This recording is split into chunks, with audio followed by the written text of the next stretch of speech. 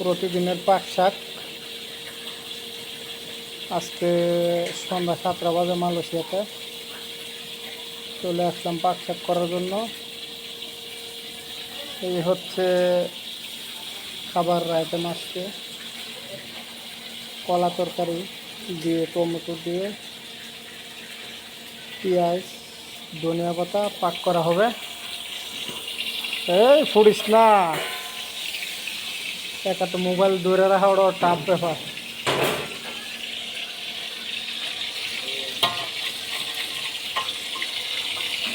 এক মাইল দূরে দাঁড়ায় রয়েছি, মাল তো উড়ে না। করার মধ্যে করার লগে বন্ধু ভাত চালাইছে, করার সাথে দুষ্টি ভাত চালাইছে মাছে।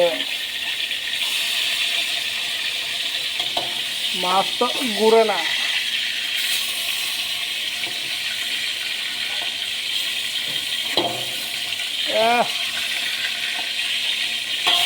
আর মাছ বুঝতে তো ময়লা সমস্যা।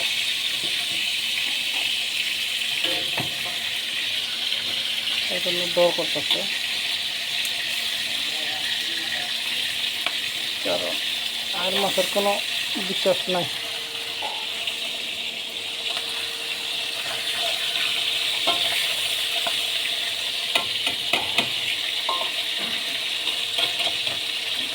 আর মাছ দিয়ে কলা তরকারি পাকামো, ডাকনা খুলে রাখি এখন।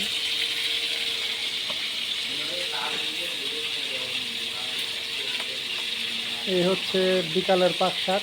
আজকে মালয়েশিয়াতে কাছ থেকে মাত্র আসলাম।